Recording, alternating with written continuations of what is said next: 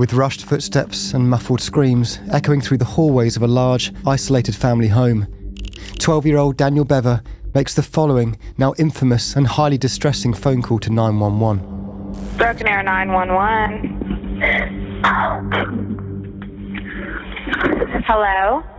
Hello. Hi, where are you at? Broken Arrow, Oklahoma 7411. What address? 709 Magnolia Court. Okay. Are you the only one there? No, my brother's attacking my family. Your dad is attacking your family? No, my brother. Oh, it's millions of people now.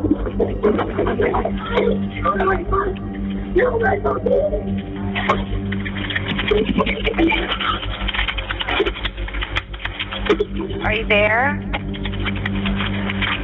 Hello? His voice is barely audible, reduced only to a whisper, as he struggles to stay hidden, careful not to give away his location. There is an active killer inside the house, possibly more than one, violently attacking and systematically ending the lives of multiple members of his family as he tries to hide silently, alone, in the darkness of his father's small office. As you heard, the attackers were not intruders. They were not strangers. They were not evil shadows slipping in from the outside. They were two of his brothers, flesh and blood, Robert and Michael. As Daniel continued to bravely whisper into the phone, the house around him was no longer familiar, and it was no longer safe. Each sound carried a threat. Each movement meant discovery. And every second that passed narrowed the space between him and the people he now feared the most. Every word he uttered risked the end of his life in a bid to save his family. The dispatcher on the other end of the line tried to keep him calm and tried to keep him talking, unaware that time in the Bever family home was already rapidly running out. When the call finally ended, it did not do so with reassurance. It did not end with Daniel's rescue. It ended with confusion, distorted sounds, a door opening, a voice that does not belong to Daniel quietly saying, "Hello," and then complete silence. What happened inside of 709 Magnolia Court that night would shock an entire community and ripple far beyond the city of Broken Arrow. It would force investigators to confront questions that had no easy answers. Questions about family, isolation, warning signs, prevention, and how violence can take root where it is least expected.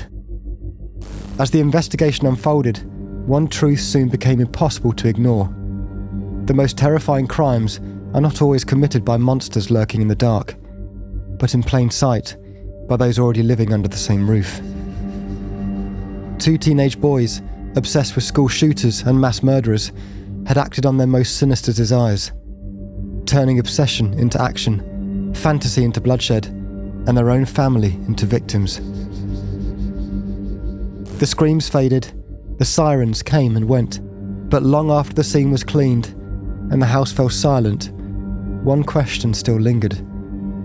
How did a family home become the final stage for a nightmare that had been rehearsed for years?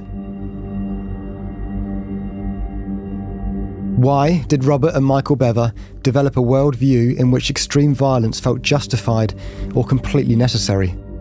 When did the brothers' planning cross the threshold from fantasy into real-world imminent threat? And who could have recognised it? What warning signs within the Bever family home and local community went unnoticed and unreported prior to the massacre in Broken Arrow?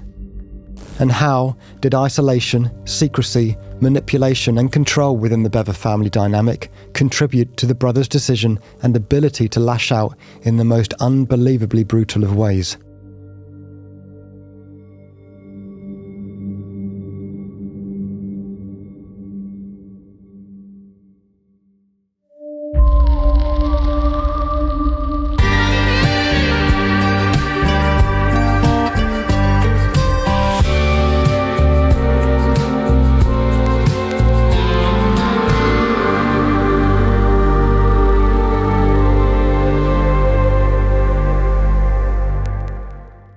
Hello and welcome to I Could Murder a Podcast. We are back again with a very, very dark case. It is our darkest series after all. And I'm joined by, of course, he's still here, the little guy, the little man, the guy you don't want to leave with your kids, Ben Carter.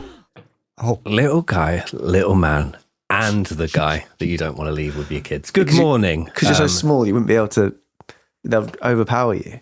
That's right. what I mean. That's where everyone's minds went. Yeah, of course. Good morning. Thank you so much for having me. It's a frosty one this morning, but blue sky frosty, which I've decided as I'm getting older, that's probably my favourite type of morning alongside summer blue sky with a little bit of dew on the grass. I'm getting old, aren't I? How are you, Dan? Getting. Yeah, I'm good. I'm liking the weather too. Still recovering from last week's episode. Christ, that was a dark one.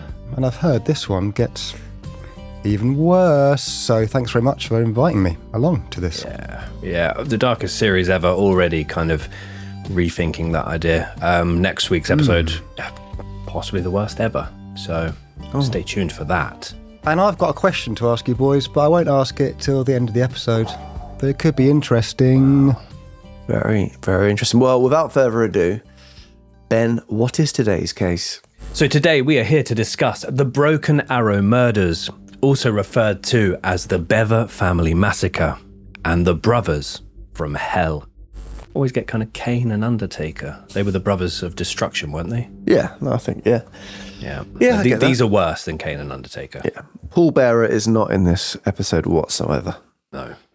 Yeah, and maybe a case that's not on many people's radars. I don't think it got that much press over here, but some of the pictures are very infamous and the story is unreal. Lots of moments of this could have been prevented, lots of just very confusing things in this case, some fascinating interrogation footage, lots to unpack. So yeah, I think we should crack on, boys. So in order to truly understand the forces that shape this case, we must first step inside the Bever household itself. I'm going to say early on, I'm going to really struggle to not say Beaver. Every time I see B-E-V-E-R, I want to say Beaver, not Bever. You are a Beaver fanatic, aren't you? Love a bit of Beaver. Big beaver guy. Yeah, big, bushy beaver guy. Okay. Big, wet, bushy beaver guy. More? More? Damn! I love it.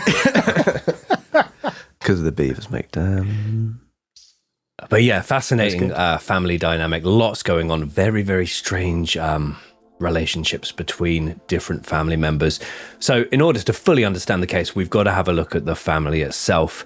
So we're going to explore the structure and history of the Bever family before finally turning our attention to brothers Robert and Michael. Before that fateful night of the Broken Arrow murders, the Bever family was a family of 9.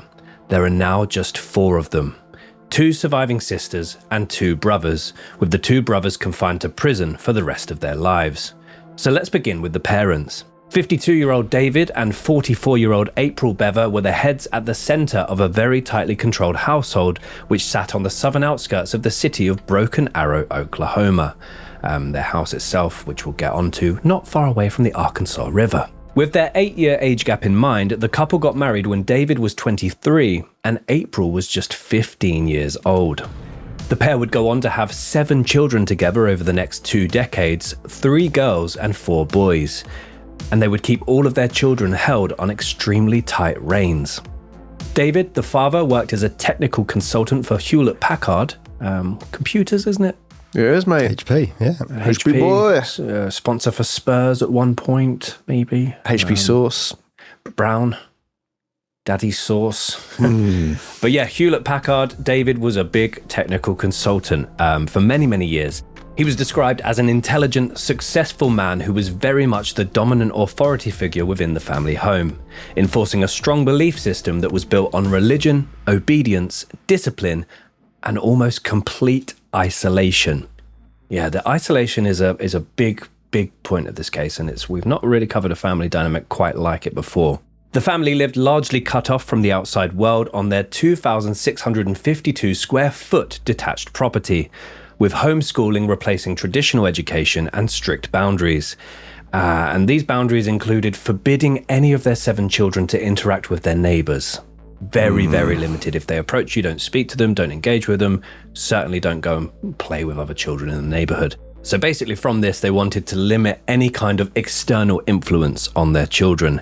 Meanwhile, April, the mother, was a homemaker and also a teacher to their children, and she would support and reinforce David's structure, helping to maintain an environment where following the family rules was expected and complaining or misbehaving in any way was quietly punished. From the outside, the family appeared to be a little bit quirky and heavily private, but a fairly typical family unit. Yet the internal dynamics were far more complex. One neighbour recalled the following. They seemed like a nice family, just like any other, but they did seem incredibly protective and reserved. They were a very quiet and private family, and that's the way they lived. If you ever saw them outside the house, they would quickly retreat inside if you ever tried to talk to them or approach them, even if it was a simple hello. David was the only one willing to talk. The wife and mother of the children was very timid and avoided us always. Behind closed doors, both parents were allegedly not afraid to use their physicality to enforce the family rules. David was reportedly routinely verbally, emotionally and physically abusive to his young children, with him being especially aggressive towards his 4 boys. Though he would spend long hours away from the family home with work, when he returned, he looked for the slightest infraction to punish his sons for. Apparently, though they were very rarely seen in the neighbourhood, they would often be heard. It would not be uncommon to hear the parents shouting and screaming at their children, even from several houses away. To those living around them, the Bever family was otherwise not that disruptive, not problematic, and not openly troubled. They were simply absent. They lived privately, kept to themselves, and moved through the neighbourhood without forming any connections with any outsiders. As we said, the children were homeschooled by their mother and rarely seen interacting with anyone outside the family. Attempts to include them in neighbourhood or local community activities were brief and short-lived, fading away without explanation. Over time it became understood by all around them that the Bever family simply did not and would not socialise with them. They stayed inside, they stayed together, and they stayed apart. Yeah, the physical abuse element of this case is huge and a potentially significant motive for it. Tom mentioned the interrogation footage, and both of the brothers' separate interrogations are now available online. I think they kept Robert's withheld for a number of years, but in that they do discuss physical abuse. Other surviving siblings have said that there was no physical abuse, but during one of the interrogations, Robert talks about being slapped by his mother, but he explains it in a way, I'm not saying it didn't happen, but he explains it in quite he's seen a movie and taken it from the movie. He basically said that his mother slapped him so hard, both sides of his face, that it gave him a Joker smile. Another thing that he would recall is his younger brother was literally picked up and thrown down the stairs for leaving the upstairs lights on at night. So they are very clear, the 2 brothers are very clear that physical abuse was a big issue, behind closed doors. But as there was no one else that went into the house and the boys didn't go to any local schools or certainly no doctors or hospitals, no one ever would see any injuries or anything like that. So it's difficult, but one of the sisters has come out to say there was no physical abuse. The only thing to say with that, there is a chance that obviously they've mentioned that it was abuse towards the boys, so there's a chance that Crystal would never have seen, the sister would never have seen it happening to them. But we'll get onto it as well. Another thing to mention is obviously him referencing the Joker. That could be, a slight link to James Holmes, who he is deeply obsessed with, which we'll go on to. Yeah. The Joker element there, and people finding the Joker as a bit of a, anti-hero as well. So there could be links there. But yeah, we'll go on to talk about the interrogations a little bit further later on. Whenever the Bever boys were seen in public, and this is relevant to Robert and Michael Bever in particular, their behaviour left impressions that were difficult to explain, but easy to ignore. Anytime April was seen walking with her children outside the house, she would clutch them close to her and never let them more than a couple of yards away from her. One next-door neighbour, 35-year-old Matt Jacobson, recalled a silent, weird and withdrawn interaction, while Michael pushed a lawnmower and just stared at him as he tried to make small talk with the boy. Which is unnerving, but at the same time, not the time to make small talk with someone alone on the lawn. Yeah, he's working. He's doing his chores. I'd be looking at someone going, "Are you all right, mate? I'm literally doing a chore here. I'm earning $5 an hour. That's a bad babysitter." Track. That is a good track. Was. Another remembered Robert refusing multiple invitations to ride bikes around the neighbourhood with other children, not angrily, but immediately without any kind of hesitation. As well as this, just a few weeks before the murders, A woman encountered Michael standing alone on a street corner, staring blankly towards her and her children without speaking or smiling, an encounter she later described as totally weirding her out, very unsettling. Another neighbour records seeing one of the brothers wandering the block, looking dishevelled and somewhat troubled. None of these encounters rose to the level of alarm. Nothing was reported, and in a neighbourhood defined by quiet, calm and routine, the unease had no sense of escalation, and so it passed by unnoticed. So strong was the family's isolation that some neighbours wouldn't even know the individual names of David, April, Robert, Michael, Crystal, Daniel, Christopher, Victoria and Autumn Bever, until their names were released by the medical examiner's office after the murders. Tom, as well, just to get in before the YouTube comments and Spotify comments, Princess Superstar Bad Babysitter, she was actually making $6 an hour rather than $5, but inflation and that. Reverse inflation, sorry, before they get me. And also, don't do that if you're babysitting. Because she was doing some things that she shouldn't be doing. I know this is the darkest series ever, but we're not going to talk about those things, but you should know better. If you're looking after children, don't be inviting your boyfriend around and going in the shower. Mm-hmm. Even for $6 an hour. Okay? Anyway, let's carry on with the case. Fucking hell. Beyond Robert and Michael, the Bever household was filled with 5 other young children, whose personalities and presence were almost as quiet and withdrawn as the family itself. Crystal, 13, was the lone teenage girl, a survivor so badly wounded, yet strong enough to later tell what she had endured. Neighbours remembered her as one of the few who sometimes appeared at the edge of the Bever property. But like her siblings, she seemed to move through the world with an almost silent reserve. Daniel, just 12, was the voice on that desperate 911 call. Brave, frightened, and alone. A boy whose whispered pleas would be the last time anyone heard him alive. Christopher, only 7, and Victoria, just 5, were younger still. Children largely unseen outside the house. Their play confined almost entirely to indoors, and a back garden rarely visited. Overgrown with weeds and poison ivy. That annoys me. Yeah. Do some gardening. He was, yeah, maybe just the front. Actually, it's detached. It's like a wraparound, but yeah, poison ivy. Don't let that go wild. And also the house complete with an above-ground swimming pool that was never used. And at the far end of childhood was Autumn, the 2-year-old toddler who many neighbours didn't even know existed. David and April were fiercely protective of their children, but they also wanted the best for them. The only form of recreation or escape they got was in the form of the internet, and both parents encouraged their children to seek careers in computing, coding, and the internet. April, it turns out, was a huge fan of Reddit, and would regularly post on the platform under the username of Aoki Mom. Yeah, we're going with Aoki Mom. A-O-K-I-E. A-OK. Aoki Mom. A-OK Mum, isn't it? That's like a play on A-OK Mom. Maybe that was taken. She just went Aoki Mom instead. It was more Aoki, yeah. Aoki Mom. She would often post in different subreddits, including ones on web design, the art of polishing, and what? Yeah, there's an art. It's apparently an art. The newest trending items to buy on Amazon, and about her family. She talked about her sons getting into the shows The Walking Dead and Sons of Anarchy. She would also post about wanting to teach her children from a very young age to be incredibly computer literate, perhaps so they could follow in the footsteps of their successful father. She talked about many of the children already managing their own blogs and potentially wanting them to learn code and create video games from the age of 5 onwards. Wow. Yeah, from the age of Doing 5. all that from 5 is coding impressive. and stuff. Yeah. Well, with AI now, actually, this is ages ago, isn't it? Yes. Yeah. Loads of people are losing their jobs. Yeah. Yes. Universal income. 10 years, I guarantee universal income will be a thing. £1,000 paid into your bank account. Anyway. In one post, she described herself in just 3 simple adjectives. Tired, happy, and blessed. In one post on the subreddit Frugal, she left the following comment to the question, is remaining child-free the most frugal way to be? I have 7 children, and we have always lived on one income, and have never had any government assistance or needed it. We have a 4,700 square foot house, 2 newer cars, and my kids do not do without. There are childless people that do not have this.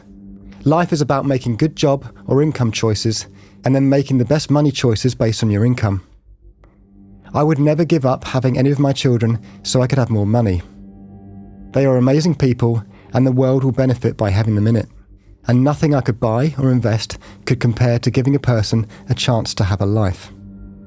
I mean, I know you can't really build a full picture of someone from their Reddit posts, but I mean, just scrolling through them now, a lot of things she's talking about here are giving people advice on how to donate clothes, how to use ingredients better to spread your monthly shopping costs. Like, she seems like a friendly, helpful person here. Again, this doesn't counter the fact that she could perhaps have been an incredibly strict, potentially even abusive parent. But she's very proud of her children in these posts, very much wanting to impart wisdom on people, and talking very proudly of how computer literate her children are, running their own blogs and learning to code and things like that. Wishing people happy birthdays, I've just seen. So, I mean, again. The thing is, like, online profiles, like we've always said, they do create completely different personalities from what you're actually like. I mean, hence having keyboard warriors and people who love to argue, and day to day, they can be completely different online than how they are in person. That reeks to me of someone wanting a different life. Like, it's her escape. And I feel like, obviously, from such an isolated family who don't interact with people in the street or the community, her being really interactive in those communities themselves makes it just feel like she's yearning for that kind of lifestyle and trying to portray her family as, a normal family in regards to, being active and stuff. And the other thing I thought about this case was, when doing the research for it, I thought, this is going to be a classic family, isolate the kids from everyone, very religious, they're so strict. But one thing about this family is they really were, perhaps because the dad worked in computers, very pushing and very open to the kids getting intertwined within the internet, getting lost within the world of the internet, being active on there, no restrictions on that kind of thing, which I do think is partly where things get really dark, and the family maybe not knowing exactly what, the kids were looking up and seeing online and what they were kind of exposing themselves to. Yeah. But that's the really big shift in this case compared to other ones we covered, where usually it's, they're not able to do anything at all, and then they kind of revolt against the parents, where this is literally they couldn't do anything, but they were allowed to enter into this dark side of the web and see all these things and get completely brainwashed by that. Yeah, although it sounds like a lot of the rest of their lives were really strictly controlled, their internet access was not moderated at all, from two individuals that knew a lot about the internet. And I mean, still scrolling through her Reddit posts now, it also seems like somewhat of a social outlet for her as well, because I guess also the parents aren't seeing friends, the parents aren't going to events, the dad is the only one leaving the house to go to work. But he also had an office in the house and would occasionally work from home as well. So it does seem very much, as Tom said, they've got this the only place they have complete freedom and control of their lives is on the internet. And Robert in particular would head to some very dark parts of the web from this point onwards. So as we've just discussed, the life that had been given to her children had been very sheltered, and the internet gave them a way to see this clearer as they grew older and more understanding of the wider world. The house became a bit of a prison for some of the Bever children during these years. They were not allowed to go out unaccompanied. They lived there. They were schooled there. They were not allowed to socialise. They were not allowed to go on trips. As a result, the internet became their only escape and insight into the outside world. Clearly, for April, the internet didn't appear dangerous or threatening. It was a tool, a doorway to opportunity for her children. Screen time was encouraged, curiosity was praised, and independence in the digital world was seen very much as a strength. What she could not see, and what few parents could easily see, was how differently that same doorway was being used behind closed bedroom doors late at night when the house was quiet and the glow of a computer screen became the only light in the room. Robert Davis Bever was born on the 17th of September 1996 in the city of Broken Arrow, Oklahoma. He was the first child born to the couple and the eldest brother to 6 other siblings. 2 years later, he was joined by the couple's second child, Michael. Michael John Bever was born on the 4th of November 1998, also in Broken Arrow. From the moment he could walk and talk, he was said to have idolized his older brother. Both boys were described as very quiet, very polite, and very typical young boys living in rural America.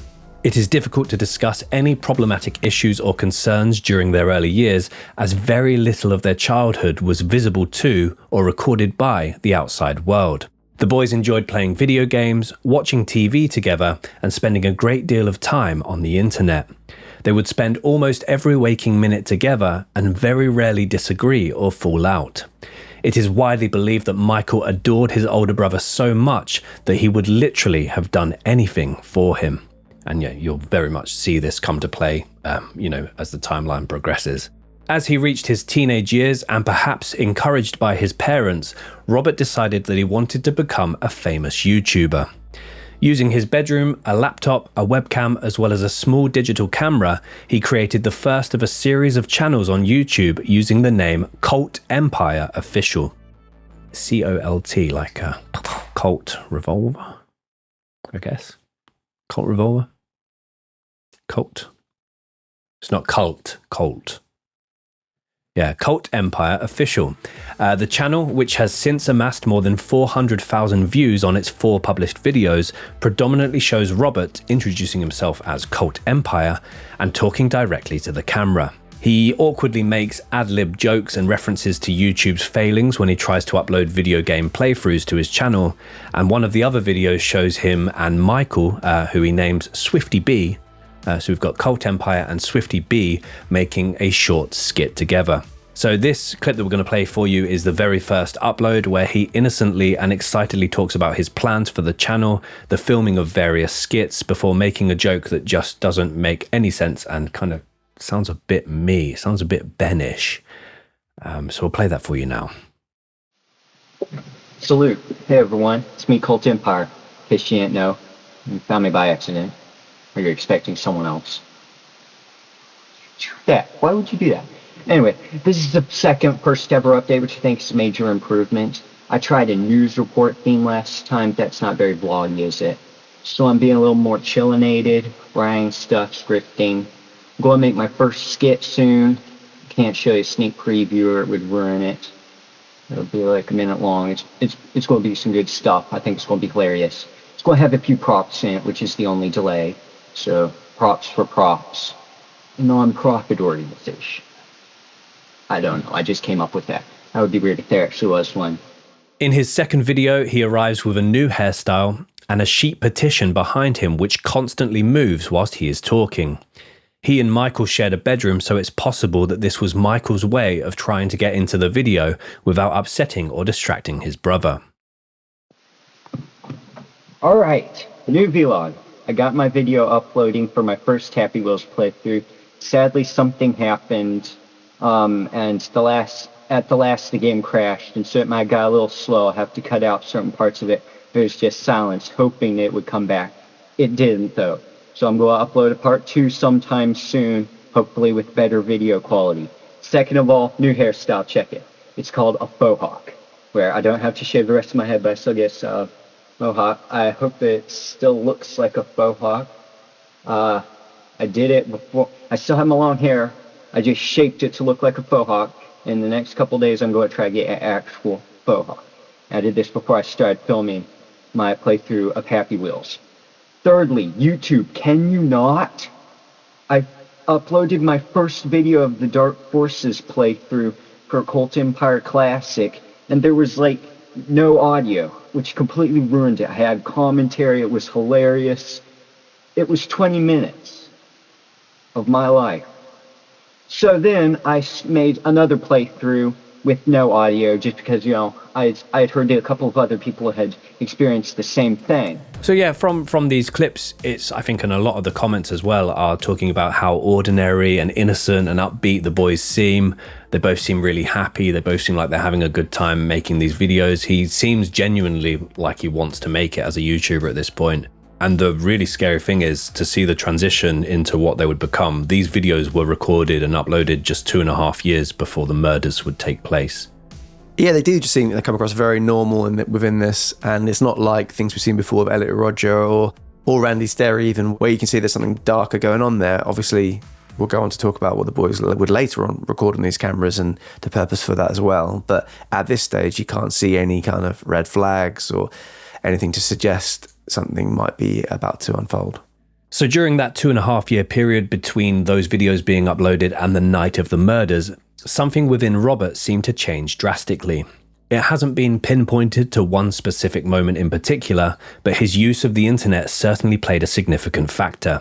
He had a completely unchecked online influence, with both Robert and Michael, predominantly Robert, being able to access the internet often late at night, where they would spend hours upon hours reviewing explicit materials, including graphic true crime content. There's been quite a viral news story in the UK about a young male, what was he, like 12 years old, 11 years old, who was shown a graphic video by a peer at school and has now got PTSD, and it's like Sky News are doing a piece on him.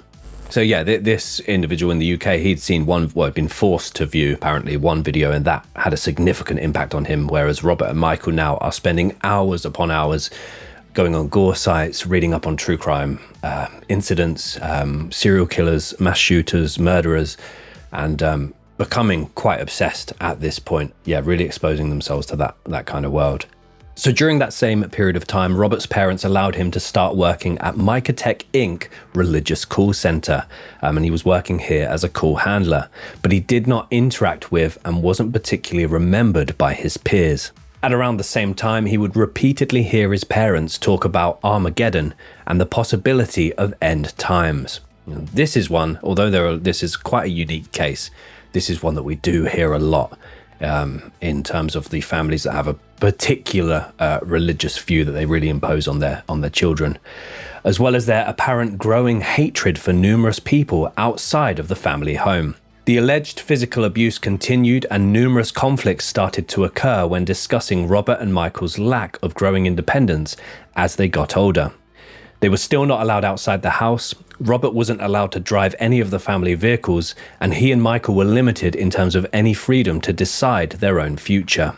According to Robert, his mother and father would use the Bible to share verses about end times and an almighty war, quote, as a retribution thing for everything they hated about the world. This only encouraged him and his younger brother to drift further into an online world. And I guess obviously the more online they're going, the more they're realizing how sheltered they are in their own lives, and that they are not living typical lives. Their families are not the same as everyone else. They're seeing, I imagine, kids in their street out playing, socializing, going to school. Surely they'd have questions at this point as to why they can't do that, and you know. And also perhaps identifying with the people we're about to speak about now, like seeing themselves in other people's lives online and how they kind of sought retribution for the way the world was treating them, so to speak. But yeah, as I said, that's the big difference in this case. It's like the internet is the big factor in this, and how you can go down a rabbit hole and then start, believing everything. Is very kind of on point with today's society, how you can go down a rabbit hole and start believing certain rhetoric or theories, or changing how young people think and believe. At that age, your mind is so easily molded to think a certain way. And I think this case really highlights that without supervision and without intervention, that people can really spiral and go down a very, very dark path. Well, the way that algorithms work nowadays as well, like I use, with this podcast and the research we do here, obviously we have to search out and look at some really horrendous things. But yesterday on Instagram, Dan sent me a reel of it must have been maybe over in, he's looking quite nervous, over in Spain perhaps, or Portugal, where there was the running of the bull. And the bull, a guy basically tried to go under a fence instead of jump over it, and he went under the fence leg first, so his head was still slightly out, and the bull decided to kind of partially scalp this man. Within seconds of me watching the video Dan sent, there was Chicago Bulls, best dunks. But there was another thing that literally looked like it was shot at the same event, where a man was standing on a stool and the bull charged the stool, and the man jumped as the bull hit the stool and then just landed, and one of his legs went one way, one of his legs went the other way. And algorithms, man, they're crazy. Well, the thing is,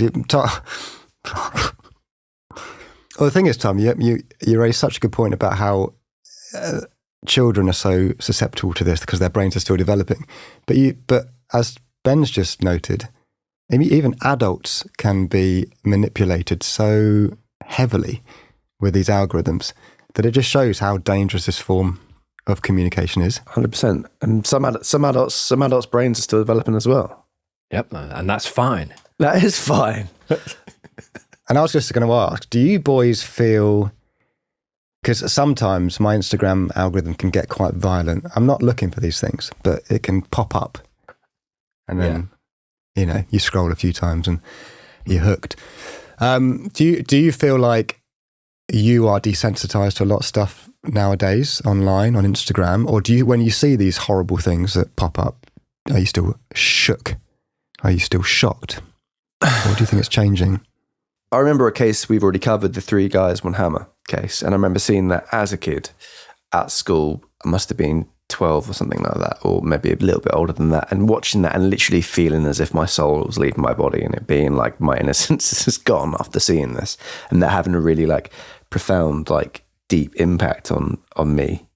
I do think nowadays you're seeing things like accidents happen at fun fairs where someone's literally more than likely getting killed by an accident, and it's been shared on X or other trash sites like that, and you see it, and it's not the same impact as that had. I know it's a very different context, an accident and just a senseless killing of someone. I definitely don't think it has as. Of course, I mean the hard thing is we're now over 300 cases deep into doing this podcast, so I do think probably it's different in the aspect of us and how we perceive these things, perhaps to other people. I do think I'm desensitized to an extent, but there's definitely things that will like upset me more than other things, and things that I still can't like watch and I will turn off immediately. But it's now, that was like one video that everyone knew about, but now it's just common that's going to pop up in your algorithm and you're going to watch it. And I think like if you're growing up in that society, you are going to be desensitized to it. Yeah, I think I'm the same as Tom. It was that video in particular, and I've just now reminded me of another video that around school years for us was being shared by everyone, which was the Pain Olympics. Oh yeah, which is another awful thing. And Tom described that perfectly. You do feel like your soul is leaving your body. You feel mortified by what you're seeing. But as I said, over the next few decades, where this is just so commonplace, I'll be honest, the next 2 cases we're covering after this one, although we've done 200, 300 episodes and the research and writing process is fairly slick, those 2 are the ones where I've had like almost a kind of more emotional reaction than physical reaction, in terms of I can't read more about this right now. I need to go outside. I need to this. I need to that. And it's... See, I think that's a really good thing. The thing I've learned doing this podcast is actually being more in touch with the emotions, and I do feel like, as Tom's mentioned, the more cases we do, I think we do become slightly desensitized to it.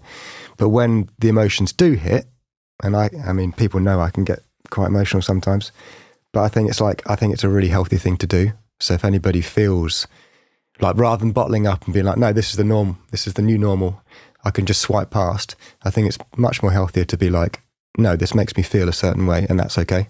No, definitely. Yeah. Humanizing it.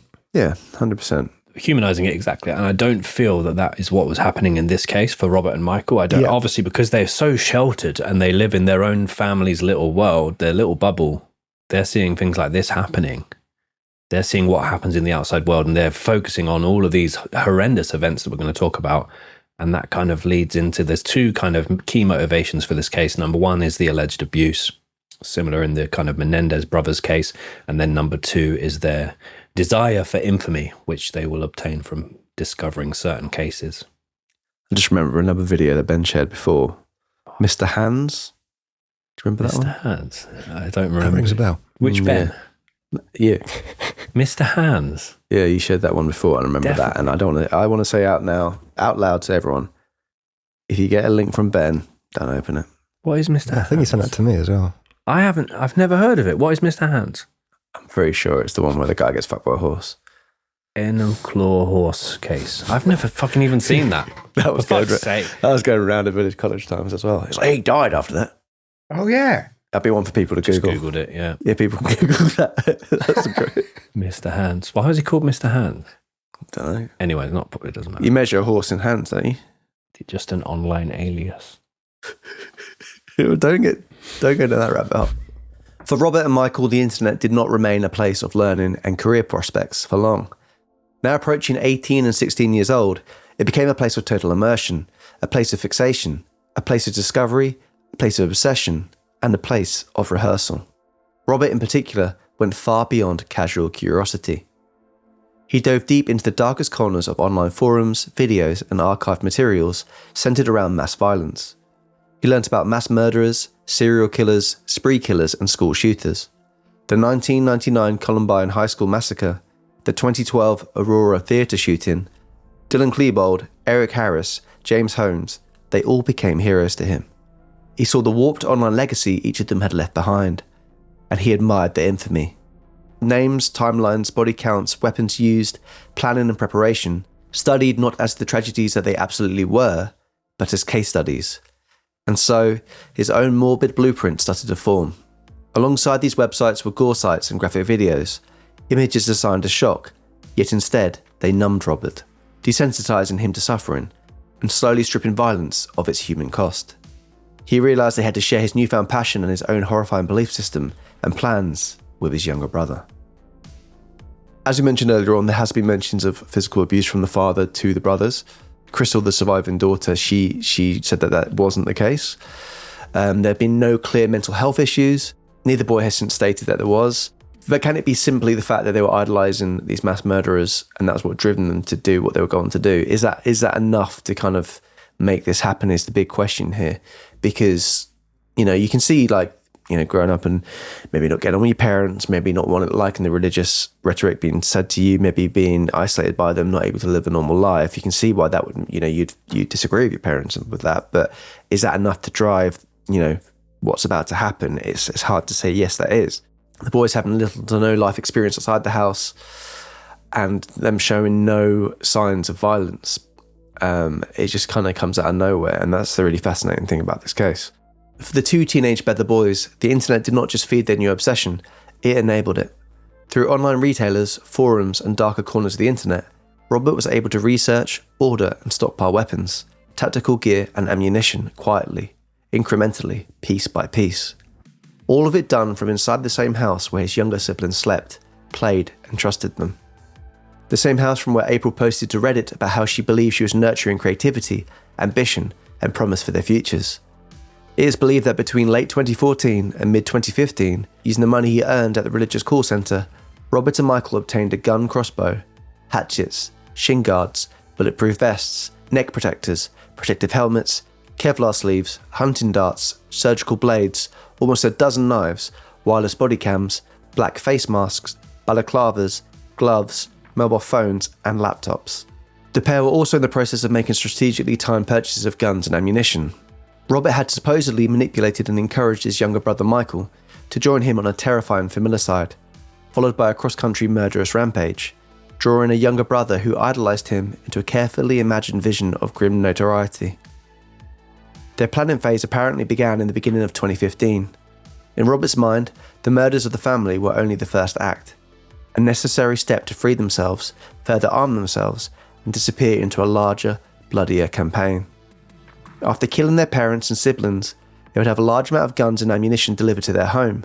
Whilst waiting for this delivery, the brothers intended to dismember the bodies of their loved ones, sealing them inside plastic storage bins and hiding them away in the attic, delaying discovery and buying time.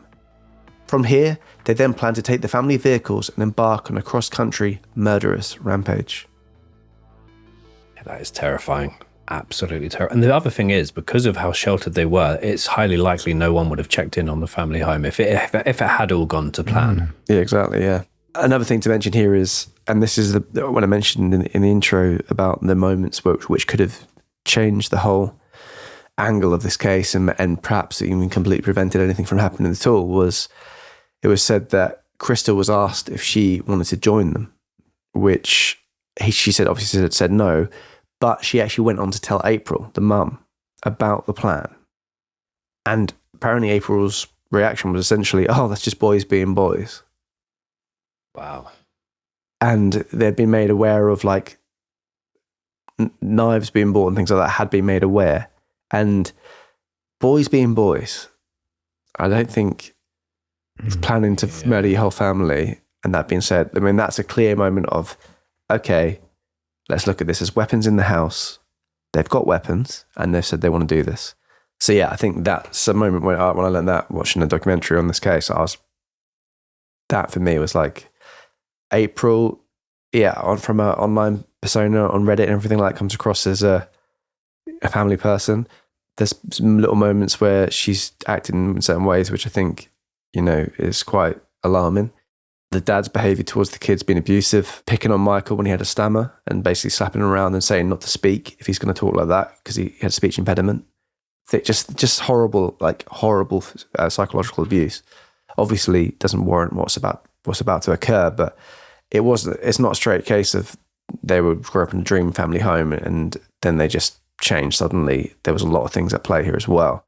So after the first phase of the plan was complete, they intended to leave Oklahoma entirely, setting their sights on multiple locations across state lines, ultimately heading 2,000 miles away to Washington State. And it's worth just mentioning again, they've never been out of their, really out of their neighborhood at this point, let alone across country or anything like that. So they've just randomly picked a location far away with, not knowing kind of what the wider world has to bring. Once there, they would carry out a series of coordinated mass shootings. 5 victims per brother claimed at each stop, chosen completely at random. Schools, bus stops, restaurants, public spaces, crowded areas, locations selected not for their meaning, but for their numbers. Their ultimate goal was terrifyingly clear: to achieve a body count that would rival and eventually surpass the names Robert had memorized online. 50 victims was the minimum. 500 was the dream. As well as school shooters and spree killers, Robert openly admired serial killers and mass murderers, not for who they were, but for what they represented: their infamy, permanence, and recognition. He spoke of striking outside Oklahoma to confuse investigators and to stretch law enforcement thin, to prolong the hunt. As well as all of this, he sought yet another similarity from Columbine. 2 videos recorded in advance. One, graphic and unfiltered, of their first set of victims, meant only for police and prosecutors. The other, them facing the camera, sanitized, edited, and just enough to be shared online to garner further attention. What began as hope, access, education, opportunity had turned into something else of an entirely sinister nature. An unhealthy tipping point, a silent accelerant. And by the time anyone realised just how far Robert had gone, the line between fantasy and action had already begun to disappear. Robert had ordered 3,000 pistol rounds and 250 shotgun rounds to arrive at the home on the morning of July 23rd, 2015, together with a shotgun and 2 Glock pistols. This order was now scheduled to arrive the day after the entire family was supposed to be dead. And it's here that we move to the timeline of the Bever brothers and the Broken Arrow killings. The evening of Wednesday, July 22nd, 2015, 11:30 p.m. With the ammunition now very much on its way, Robert and Michael Bever started to absorb the sobering realisation that there was now no turning back. They, or Robert at the very least, had been dreaming of becoming school shooters, just like their heroes, Dylan Klebold and Eric Harris. But what happens when your school is your home, your teacher is your mother, and your classmates are your infant siblings?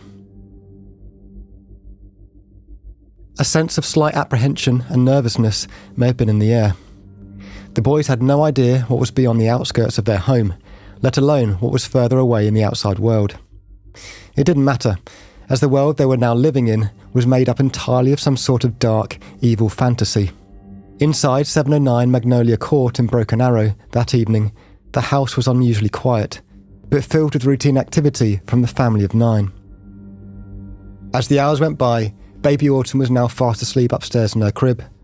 Daniel, Christopher and Victoria all got ready for bed, and Crystal made her way upstairs towards Robert and Michael's shared bedroom in order to apparently ask them to come help her with some chores before bed.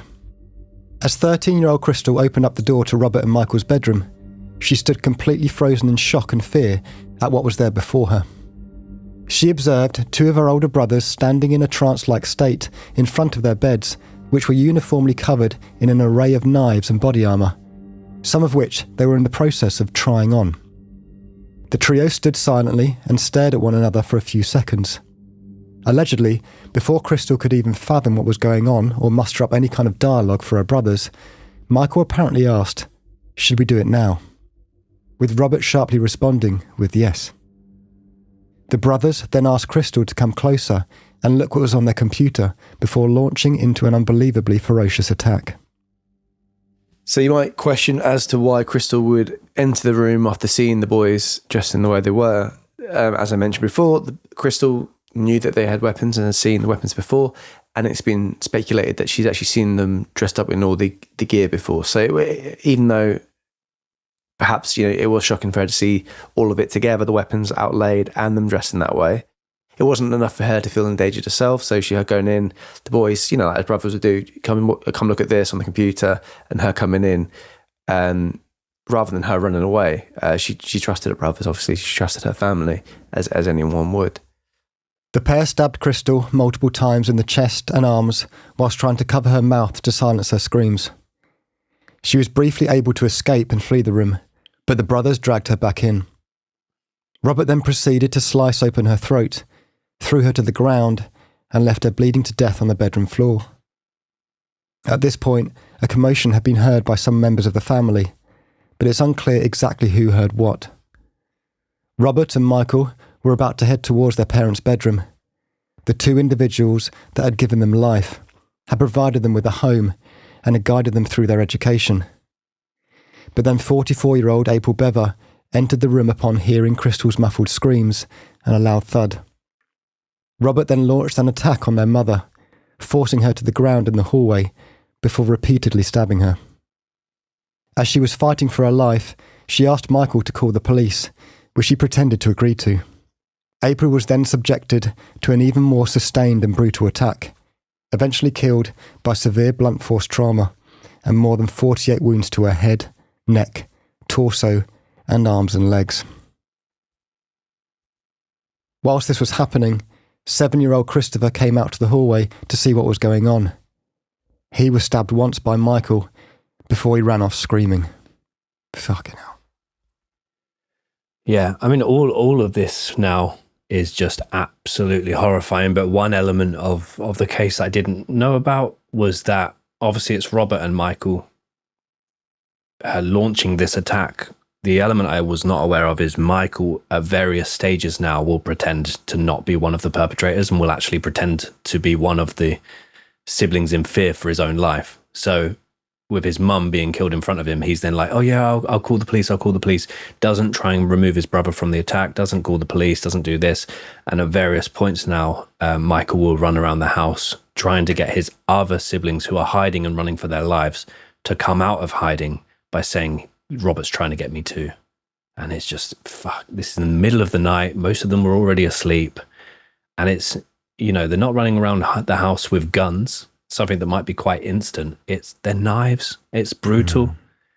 Michael playing the victim here and trying to deceive his younger siblings is just, it's heartbreaking and terrifying. Amidst the chaos, 7-year-old Christopher and 5-year-old Victoria were trying their best to hide as quietly as they could.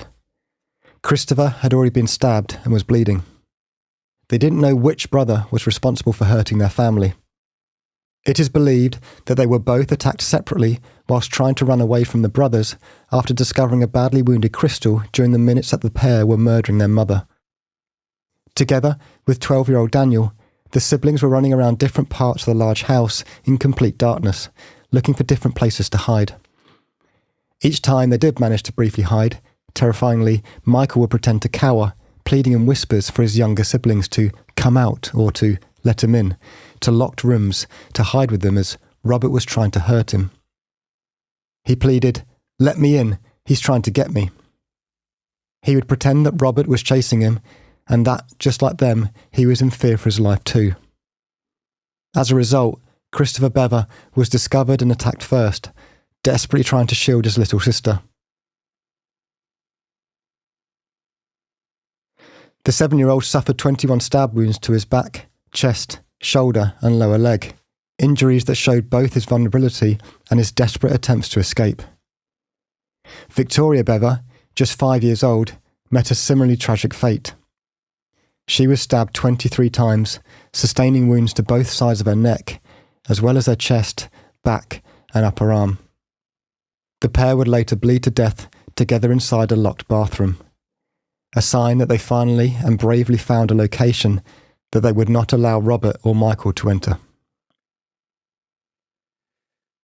Yeah, it's absolutely heartbreaking. And at various points, they were in locked rooms that they, unlocked, thinking that they would be able to save Michael. And then Michael then has got the door unlocked and immediately holding a knife before them. It's a, as I said, we'll talk about a bit more in interrogations and things like that as the case goes on. But I first saw the interrogations of Michael when he was recounting these things, and you kind of weirdly felt sympathy for him, thinking that he got lost in his brother's evil plan and he wasn't really that involved in it. If anything, he was spectating it and a bit scared himself. And then when you hear that he was using himself as bait to get them out of there, and I mean, not that it would be, well, it's 21 and 23 stab wounds. It's not just one boom, like done. It's bloodthirsty. It's, it's horrific. It's so violent. That, you watch that and you think, even in the, I mean, it fooled me in their interrogation. But it's these both the brothers were blood hungry. Both the brothers had this want to become famous from it all. The facts don't lie in this case. Yeah. And this is a 7-year-old and a 5-year-old that they are hunting and manipulating. And it's whilst Michael is chasing these two young kids, his siblings around the house, Robert was then having to deal with Crystal, who, despite being stabbed and having her throat cut, was able to actually briefly flee the house and try to call for help. Robert then tracked her down, got her to the floor and brought her back in the house before strangling her. And he felt that, he would say in his interrogation, he strangled her and felt that she stopped breathing and she was dead. And he left her then in, not far from the front door of the house inside. So it's just absolutely chaos, but it's absolutely heartbreaking as well. In a later police interview, Michael recalled the following about the planning phase and the beginning of their murder spree. A couple of months ago, at the beginning of this year, we started talking about voodoo and rampage and stuff. It was mainly Robert, so I had to take it seriously at first, but then you start buying body armour and stuff. I went along with it because I thought I wouldn't actually do it, but it all happened very quickly. I didn't want to do it. I didn't kill anyone, but I stabbed someone. I stabbed my brother Christopher, but he was still alive, screaming. I didn't like it the minute it started. It was pointless. But as I said there, he says that earlier on in the interview when the police officer's still playing very much the good cop detective. Yeah. And then he goes out and comes back and he starts being a bit firmer with him and he starts getting more and more information out of him and more of the truth starts coming out. Yeah, the detective in this he interrogates both brothers and he's very, very good. And I would say as well that the quote that Dan has just read is a very different sounding Michael who's been caught and in a police station compared to the Michael that is running through the house with a knife, lying, terrifying his infant siblings, trying to lure them out, hunting them and stab them to death. It's a very different sounding Michael to that. I know he's saying he didn't like it the minute it started. It was pointless, but he did it. He was a big part of this. Yeah. And again, I mentioned as well, just the shock of this being knives instead of guns. Not that, you still would have a similar outcome, but it's just so violent, these deaths. So violent. Although we've just read a quote there for you from Michael, we're actually going to play a short clip from his interrogation, and both brothers' interrogations in full, I believe in full, or at least an hour long, are available on YouTube as well. So we'll pop them in our Facebook group. But this is a clip from Michael's interrogation. And then I finally got both of them to open the door because they thought I wanted in there. But they were in different rooms? Yeah, they're right next to each other. Right? Oh, I see. And then Robert went in and stabbed him, and they went in and stabbed Christopher. That's when I stabbed Christopher. So when he stabbed Daniel, where did he stab Daniel? I think he shanked him in the neck, and then Daniel ran off. And so I went in and started attacking Christopher. So Daniel got stabbed in the neck and ran off? Yeah. Where did you run to? He ran into the family room about Mom. Mom ended up, she was laying on the ground yelling, call 911. Okay. And he stopped in there? Yeah, he collapsed in there, and then Margot came in and started stabbing him in the chest. Oh, I see. And guys, because there's so much interrogation footage and it's so interesting and, disturbing, but, it's fascinating at the same time, we've actually done a special over on our website where we go through a lot more in depth about the interrogations. We break things down and kind of discuss, even the detectives like different techniques they're using and also just very disturbing moments which the boys talk about and the brothers talk about the case. So if you head over to our website, it'll be available on there now. It's a bit of a different thing we do on the website, but because there's so much footage of this, we wanted to kind of discuss it a bit more at length and we couldn't fit it all in this episode. So be sure to check that out over on our website. Just to follow up with that, Tom, I've turned back on the 7-day free trial thing. So. Oh, you haven't, have you? Yeah, sorry about that. I didn't chat to the boys about it, but you can get loads of free content for a week. Go for it. So as all of this mayhem is unfolding, you might be wondering where the father is at this point and what's going on in the house. After somehow sleeping through much of the chaos, 52-year-old David Bever started coming downstairs, calling out for Robert and Michael, completely unaware that his 2 teenage sons were standing in tactical gear with large knives and hatchets in their hands. There was no warning, no opportunity to flee. The attack was immediate and relentless. David Bever was stabbed at least 28 times, suffering multiple severe wounds to his torso, face, neck, left arm, and hand as he struggled against the assault. As the violence escalated, the house at 709 Magnolia Court was no longer quiet. It was filled with screaming, shouting, and panic. 11:30 p.m. As you heard at the start of the episode, 12-year-old Daniel Bever makes a now infamous whispered phone call to 911, quietly pleading for help from the police. This incredibly brave phone call would sadly be made too late to save his parents or Christopher and Victoria, but it would be made just in time to save Crystal and baby Autumn. Sadly, it would not be enough to save his own life. Whilst hiding in his father's locked or possibly barricaded office and still on the phone to 911, Michael approached the door and begged Daniel to let him in because, quote, Robert was trying to hurt him. Heartbreakingly, Daniel obliges. Once the door is open, both brothers launch into an attack, murdering their younger brother. Daniel was stabbed a total of 21 times in his back, his shoulders, and his chest, indicating that he was still trying to escape his murderous siblings. The 911 phone call was made from a mobile phone belonging to Michael, who then took it off Daniel, said hello down the line, realized that it was to 911, and therefore smashed it on the kitchen table. The brothers now knew that the authorities had been alerted, which meant their plans had to be significantly altered. And here again is that phone call. Air 911. Broken Air 911. Hello? Hello? Hi, where are you at? Bever, Oklahoma 7411.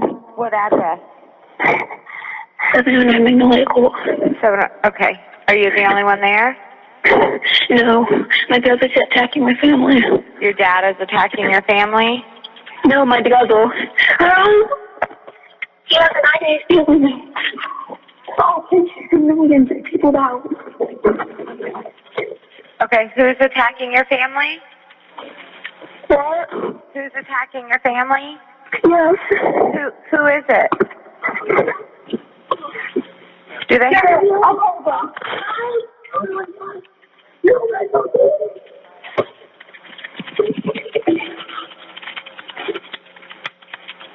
Are you there?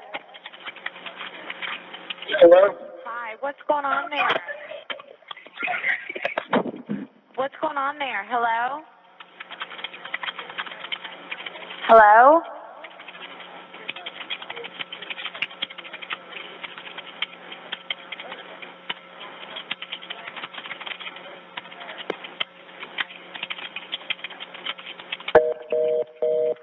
So as the line immediately went dead and dispatchers had heard screaming, commotion, and a male voice in the background, they immediately became concerned.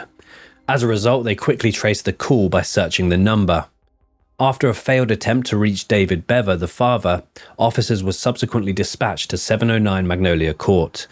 At around midnight, when the first police officers arrived, the scene outside the home was already incredibly alarming. Bloodstains marked the porch, whilst random lights appeared to be on in different rooms of the house. Officers knocked on the door and heard a faint voice calling for help. Forcing their way into the house, they found 13-year-old Crystal Bever badly injured and still bleeding heavily from multiple stab wounds. She had pretended to lay dead whilst her brothers attacked the rest of her family. Despite her severe injuries and desperately trying to remain conscious, Crystal was able to inform officers that the attacks were the work of her brothers, Robert and Michael. She was quickly pulled from the house and rushed to a nearby hospital. Inside the house, the full scope of the tragedy became clear. David, April, Daniel, Christopher and Victoria Bever were all found brutally murdered. The victims of an unimaginable massacre. Their autopsies would reveal that some of them died not long before midnight, and some had died shortly afterwards. Blood had been spilled along many of the walls and floors. Christopher and Victoria were found deceased in each other's arms, within the safety of a locked bathroom door. In an upstairs room, 2-year-old Autumn Bever was discovered alive and unharmed, spared from the horror that claimed the lives of many of her siblings and both of her parents. And just to kind of clarify, this wasn't a mercy. The fact that they left Autumn, they had planned also to kill Autumn as well. But because the police were on the way, they rushed out of the house. So, yeah, if you think that's some semblance of any kind of, humanity that they have, it's completely not. And they were, even, we'll get into it, they were looking at each killing as a number on their kill card, so to speak. As additional officers arrived on the scene, there were signs to suggest that 2 young men, later identified as 18-year-old Robert Bever and 16-year-old Michael Bever, had fled out the back door of the property. So essentially there was footprints there of their boots in the dust, clearly fresh prints as well. Police canine units were deployed to track them, following the pair deep into the woods behind their home. So basically the brothers had made their way into the woodland behind the house, going as far as they could. They were struggling because all the armour they were wearing was quite heavy and they're quite slight. And they basically found a place by the river where they laid down to rest and thought, we'll stay still here. They actually took off some of the armour because when they're laying down, it was actually preventing them to breathe because it was so heavy. So they were laying there quietly, hoping that they got far enough away and weren't going to be found. And from the pictures, you'll see that they're covered in blood and also covered in like mud and dust and everything like that, which explains when they were running away. The police went on to use canine units to track down the boys, and when they found them, strangely, Robert was complicit. He went to the police and got handcuffed, but Michael resisted. And if you see on Michael, there's actually bite marks on him from the dogs where the dogs had to be used in order to apprehend him as well. Which, out of those two, I was quite surprised Michael was the one that was putting up more of a fight than Robert. But yeah, they were restrained and handcuffed. Michael hung his head and they went incredibly quiet whilst Robert allegedly expressed pride in what he had done and was even photographed smiling in front of the police car. Yeah, these images were the first thing I ever saw of the case, which Tom shared with me. I've never seen mugshots quite like this.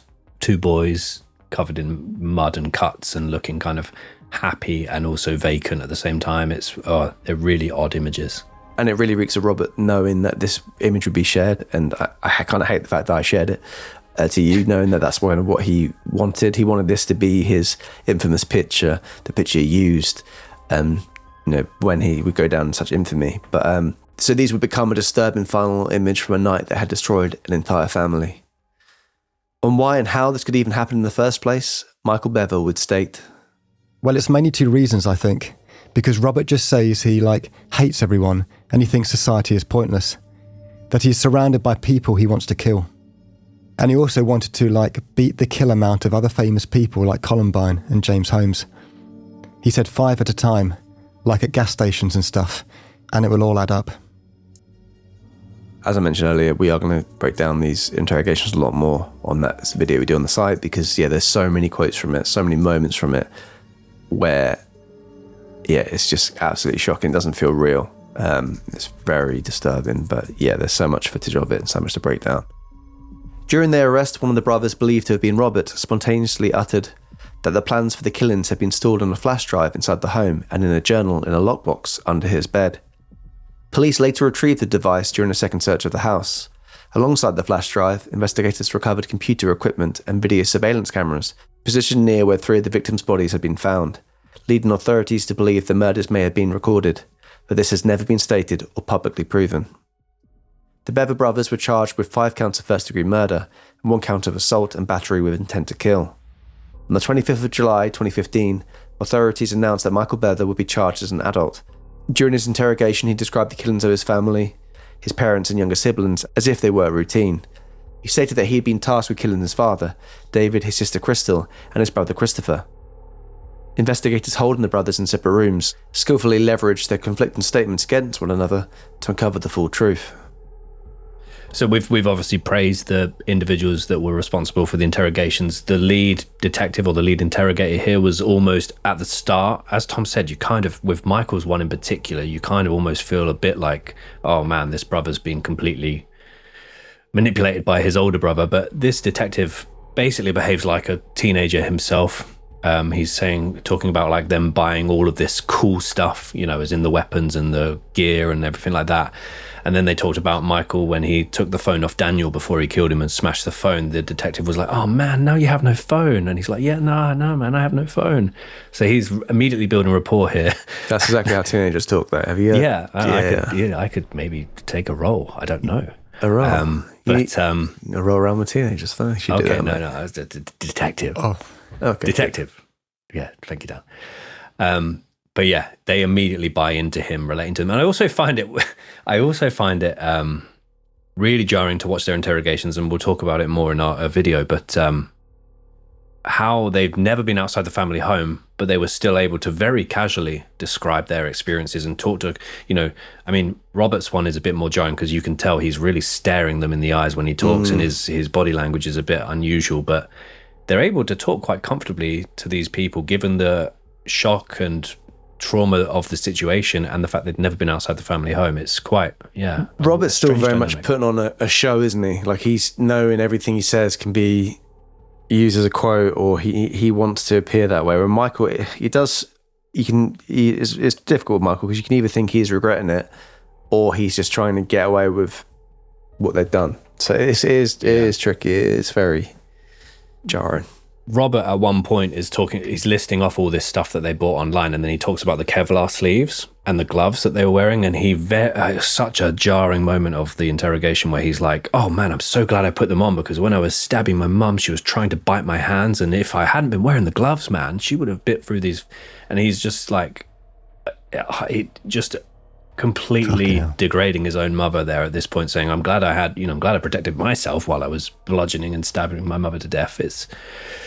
It's horrible. And this detective would obviously go on and leave the room numerous times and say, well, Robert's saying something totally different, or Michael's saying something totally different, and eventually would get kind of a full timeline between the two. In Oklahoma, a conviction of first-degree murder carries a sentence of either life imprisonment or the death penalty. However, against a great deal of public outrage, the Tulsa County District Attorney confirmed that Michael Bever would be exempt from the death penalty because he was under 18 at the time of the murders. How do we feel about that? If you supported the death penalty, how do you feel about that? I kind of float, don't I? I kind of float in between, which is bad. Agnostic, death penalty, bad. Don't try to make it sound cool. You just can't make a mind up. Definitely not trying to make it sound cool. My stance on the death penalty is really cool. you know teenagers. I think Tom took the brunt of this in our James Bolger episode, didn't he? About reform and the mind. Developing brains. It's so difficult. It's so difficult. It's a minefield, Dan, and it's a minefield that I don't know if I'm ready to walk across. No, that's fine. You don't have to do that. But it's kind of the whole... In this situation, because they are arguably of sound mind, is rehabilitation possible with this amount of trauma, brutality, death, family loss? Do you look at the kind of, as I think Tom's stance is perhaps, especially in the James Bolger case, that the brain is still very much developing until early 20s. Some people say later. Yeah, my stance on that was more just it was more saying you either believe one thing or not. You either believe in rehabilitation or you don't. And if you believe in it, it needs to be available for everyone. That was my stance, rather than just saying, because I think some people did misconstrue how I worded it and then thought that I was saying free them. That was not. That's not what I was saying. It was much more along the lines of you either give it to everyone and you give people the chance of rehabilitation, or you don't. Is what I kind of thought of it. I think as well, this case is so unique in that they were also not only homeschooled, but they murdered the people that homeschooled them. They were never allowed outside of the family house. Their only exposure to the outside world was the internet. Does that put them further back in terms of their development? Does that make them have a completely different worldview?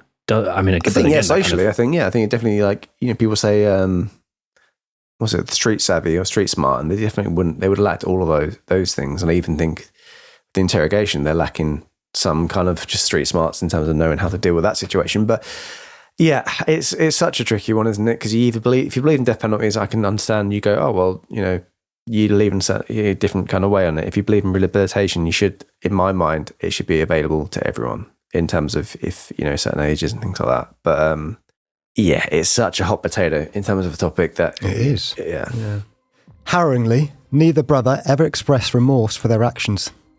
Michael's attorney later argued against the constitutionality of trying him as an adult, claiming that a life sentence would be equivalent to the death penalty. The attorney also suggested that Michael should be rehabilitated rather than imprisoned if he had been physically or emotionally abused, although investigators found zero evidence of abuse in the Bever home. Authorities also investigated a shipment of boxes containing more than 3,000 rounds of ammunition, believed to have been delivered the day after the murders. Social media accounts belonging to Robert Bever were scrutinised as part of the wider investigation into the brothers' planning and mindset. The following year, on the 6th of July 2016, it was reported that Robert Bever had attempted suicide by hanging using a modified bedsheet. The Sheriff's Office spokeswoman, Casey Roebuck, stated that the attempt was discovered during a routine security check by a detention officer. Medical staff intervened and cut him down, ensuring he was unharmed before moving him to suicide watch. So obviously we spoke a bit about Michael's interrogation, and obviously we've now discussed things happening to Robert, after his sentencing. Here is a short section of his interrogation, just to give you an idea of the contrast between the two. It actually was when I was about 13, and I had always, my parents always beat me until I wished I was dead, but then I had this idea, what if they were dead instead? And so I just kept that thought in my head for some years, and then I finally convinced my parents to let me leave the house and walk down to Psychiatric and get a job. So I started saving up money, got a few $1,000s because I didn't have any bills, bought some leisure stuff, but I also started buying body armor. And I was buying body armor on the off chance that I would ever get to use it, like if I could ever get out of there. But after so many months, I quit Psychiatric and I was like, okay, I figure I have about enough money now to make this happen. After that, I got myself a balaclava. I didn't want to get helmet hair. Yeah. I got myself some Kevlar sleeves, which I did use last night. It actually saved me because they kept trying to bite my arms. Really? And those sleeves stopped them. It was, they were like trying to take a chunk out of my flesh, but those sleeves stopped them. Dang. Did you still have those on when you got caught? No, they were so soaked with blood, I just stripped them off and threw them on the floor. Oh, so they're in the house somewhere? Yeah, they're in the house, near my closet with the rest of my rig. September 7th, 2016. After both brothers initially pleaded not guilty, Robert later changed his plea to guilty in order to avoid the death penalty. Robert Bever was found guilty and sentenced to 5 consecutive life sentences, with an additional life sentence added. 2 years later, on August 9th, 2018, Michael Bever was sentenced to 5 life sentences without the possibility of parole for 225 years. That'll do. Yeah, it's more than Peter Scully. 188 or something like that, wasn't it? 190. Yeah. In his courtroom testimony, Michael adamantly refused any kind of plea deal and claimed that he'd been coerced by his older brother. Perhaps surprisingly, Robert testified that his younger brother had acted out of fear of his own life and due to his own manipulation. The brothers were ordered to serve their life sentences in separate facilities. Robert is currently incarcerated at the Oklahoma State Penitentiary, while Michael is being held at the Lexington Correctional Center. Robert has since been involved in numerous attacks on different prison guards during his time incarcerated. Robert, already serving multiple life sentences for the murders of his family, was involved in a violent incident at Joseph Harp Correctional Center. According to reports, he approached a psychological clinician and a social services specialist from behind, armed with an 8-inch sharpened instrument. Staff quickly intervened, ordering him to drop the weapon, which he eventually did, and security officers restrained him. No one was seriously injured, and authorities indicated that additional charges were unlikely. How? Yeah. Why not? There's an interesting update here. Really drastic decision made here, Dan, and I wonder what the if any light could be shed on this, because this is probably why I was confused by the initial sentencing. However, on the 17th of November 2020, Robert Bever was sentenced to 3 additional life terms, bringing his total sentences to 9 consecutive life sentences. I think I'll make a commitment here by the end of this series to you, because I think I probably got some comments about this when I said it, but for me to be agnostic when it comes to the death penalty, and sometimes say I feel it makes sense and other times say I feel it doesn't make sense. I know there are lots of people out there like that as well. I'm going to try and have a complete stance by the end of this series, because we'll be covering some cases where the death penalty has been imposed, where it's been carried out, where there's been arguments and division over sentencing. There's a lot of cases where that will be relevant. So by episode 12, my commitment to you guys is I'll research it further and I'll have a solid stance on the death penalty. You heard it here first. And I'll do the same actually, Ben, because I feel like I've been a bit wishy-washy. You have for you by your standards, but you're generally speaking against it, and Tom's against it. Yeah, generally. But whereas I feel like my brain is shifting slightly. Last week, Peter Scully shifted me even more towards it. This week, I'm confused. Next week, I'll be very much for it. You can't obviously pick and choose. That's the whole point. So I'm going to do a bit more researching, a bit more thought. So we've heard about Robert in terms of his, the aftermath and his sentencing and his life in prison. Whilst in jail awaiting trial, his brother Michael kept a journal, and he was given crayons rather than pencils, I guess, in a wrist to avoid him causing any harm to himself. And in this journal, he made some very odd drawings. There was very little writing. Most of it was drawings. Psychiatrists have since examined both brothers repeatedly, looking for some kind of root cause or motive. They'd explore possible traumas, possible mental illness, but they so far have not been able to find a single issue.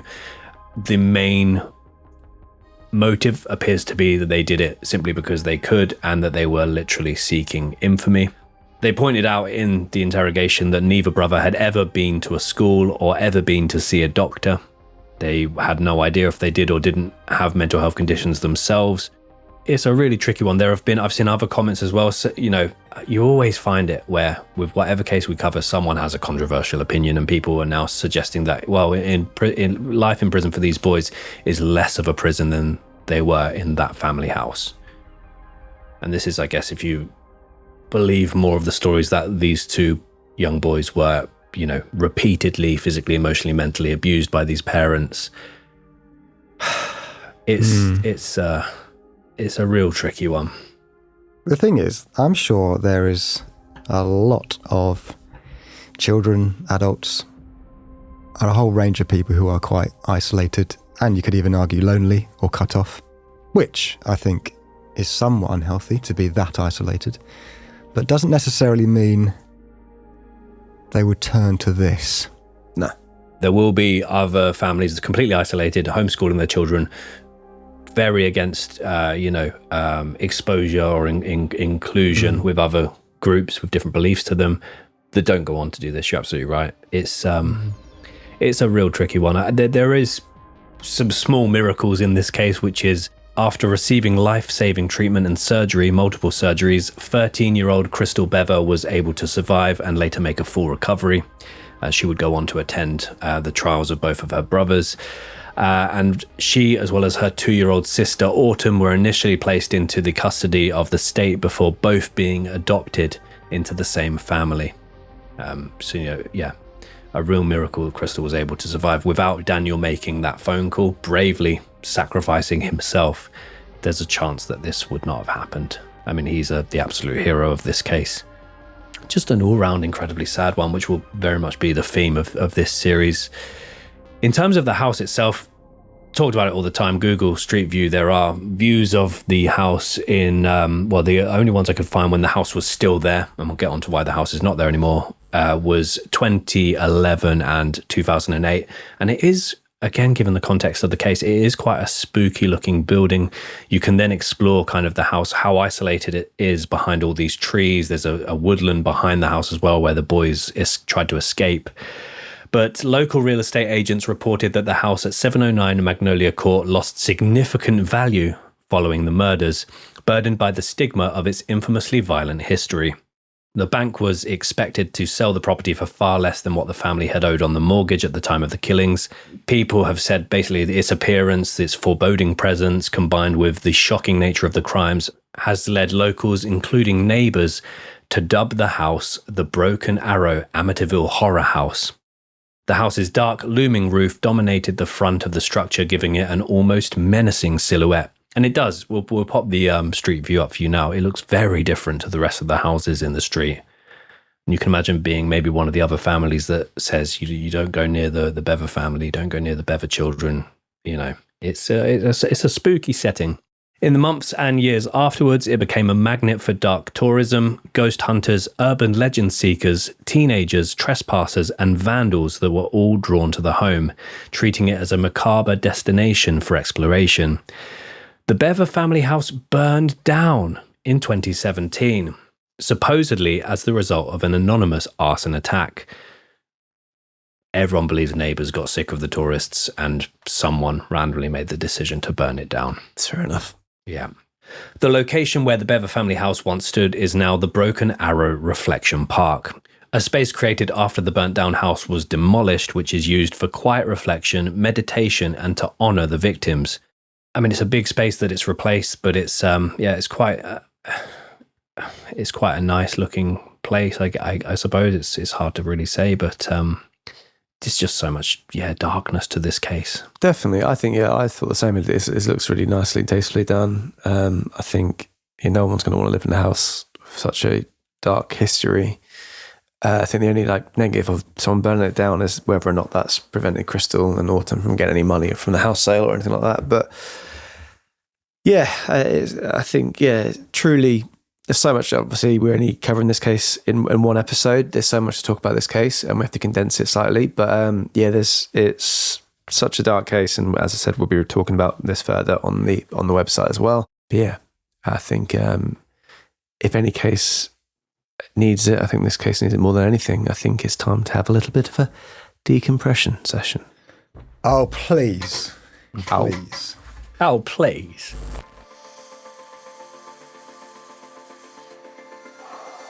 So yes, we have asked you guys for the decompression session to get in touch over on email at hello@icmap.co.uk. Basically, we're going to be your agony aunts. That's what we're going to do. We're going to try and help you guys out. Obviously, keep it light because it's going to be a decompression session. It doesn't have to be heavy.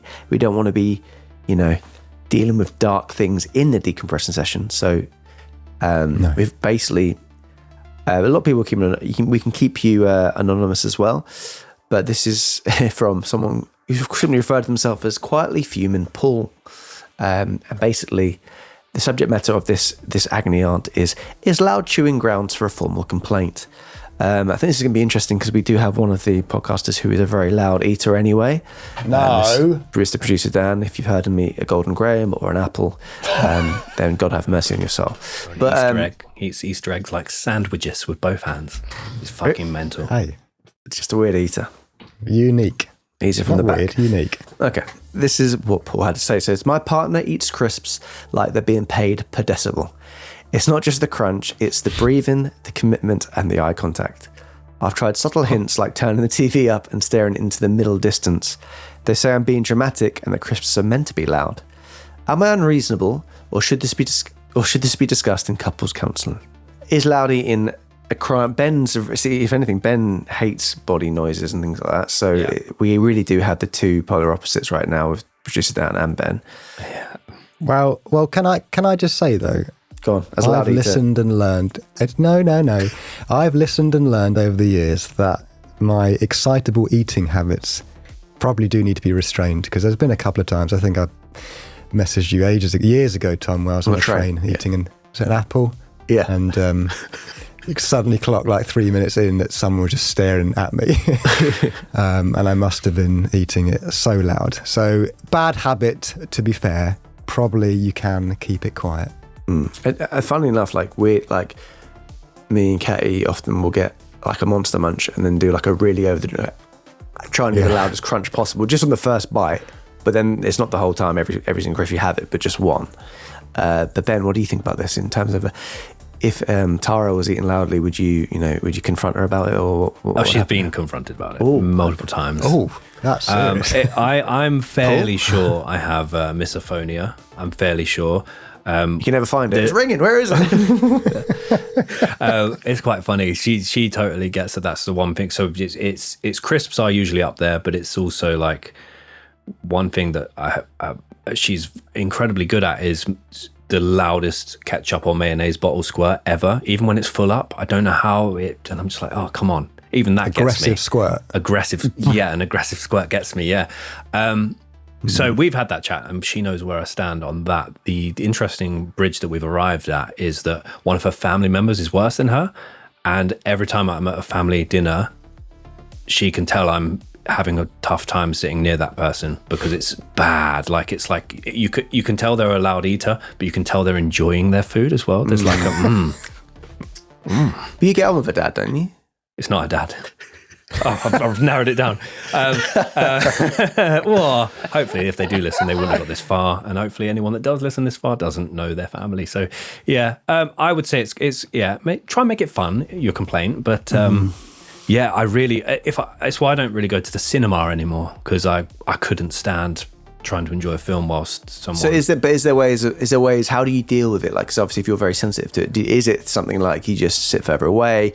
You make it's only soft foods if you're eating watching things, so you can only have beans.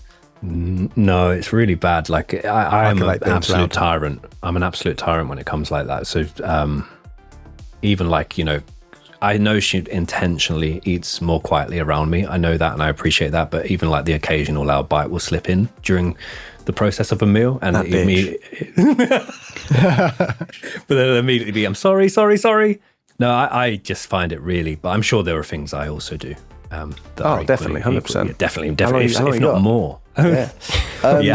In drinking as well, loud drinking. Anything body-wise. I don't mind farts. But squeezing the bottle, that's nothing to do with body, is it? Squeezing a ketchup bottle. I don't know what it is.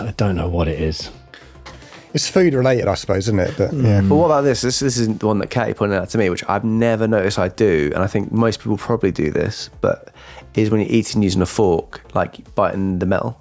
So you go, hate it. But I never clock I do it. So I'll be like eating. I've never clocked that you do it. Yeah, and so Katie goes, just says my name and I'm doing it, and like she does it. She's fair. She says it in a polite way, and I know it. She doesn't like the noise of it, so I will then, if she says it, just like Tom, and I'll be like, okay, and then I'll consciously try not to do it because it's just how I must eat. So now when she points it out to me in that way, I'm like, okay, no worries. Try consciously not to do it. So I think that's the way we deal with the loud eating. So the reason I don't do that is because I find the feeling of metal on teeth. Yeah. Oh, it's horrible. So I use my lips. Nice. I mean, we've all seen how I eat a McDonald's fry. Oh.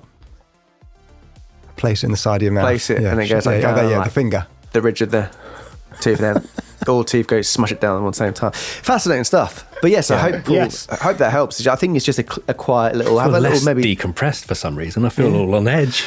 Yeah. Tara, stop squeezing that fucking ketchup. But yeah, I think a quiet little sign, just going, maybe just say your partner's name, and then use it as a bit of like, I think they probably just forget, and it's just a case of just letting them know. A friendly glare. Not glare. Just a little.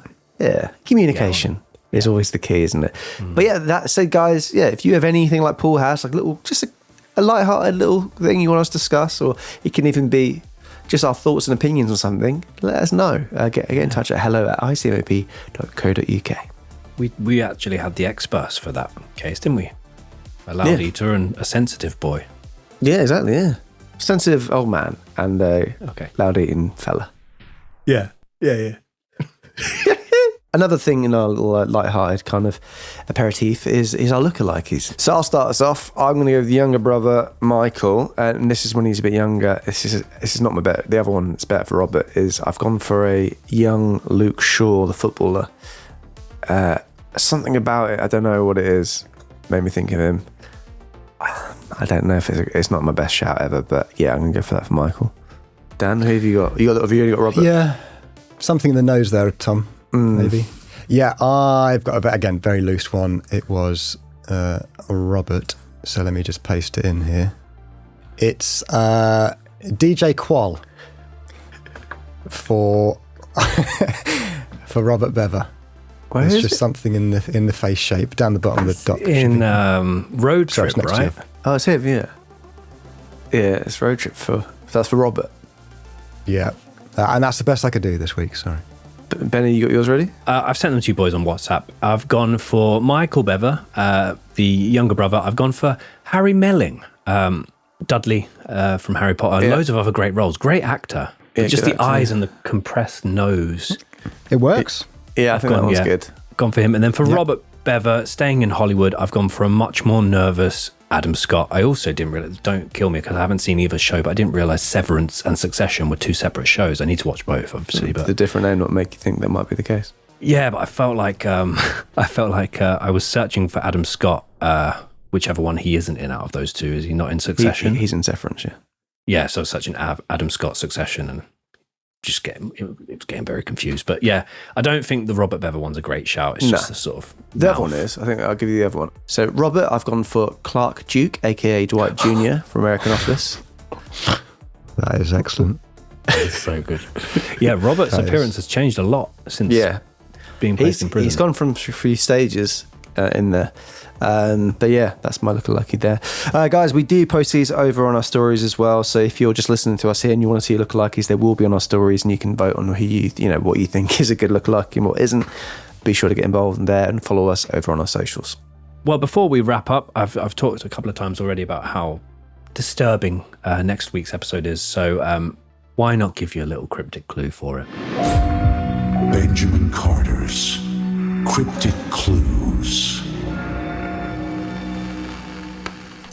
Okay. So the cryptic clue for next week's episode 3 of Series 13.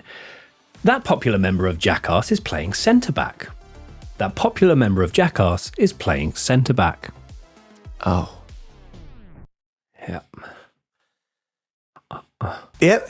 Well, do with that what you will, ladies and gentlemen. Have your guests. Let us know if you can figure that out. And yeah, there's so much to discuss with this case. Do let us know. We've discussed many a topic in this case about rehabilitation, about how desensitized people are to things nowadays. We love to hear what you guys think. So do let us know in the comments any things like that. And as I said, if you have any problems you want to discuss and you want us to solve in our decompressing session, do get in touch over email. We can help. You can help guide you. A little bit of advice, or maybe your partner's been a little bit annoying, or are you right to be annoyed? Should you not squeeze the mayo so hard? Should your partner just chill the fuck out? We can help you with that. Just do let us know, and we'll be there to help. But yeah, thank you for joining us, guys. We'll be back next week with an equally dark case. It is the darkest series of all, after all. So be prepared for that. And like we always say, we say this all the time. Keep doing what you're doing. Oh, well, unless it's bothering someone when they're quietly mowing a lawn and trying to just get on with their work, doing their chores, pleasing people. Don't have a go. People squeezing the lawn quietly, though. Yeah, it's true. Be onto something there.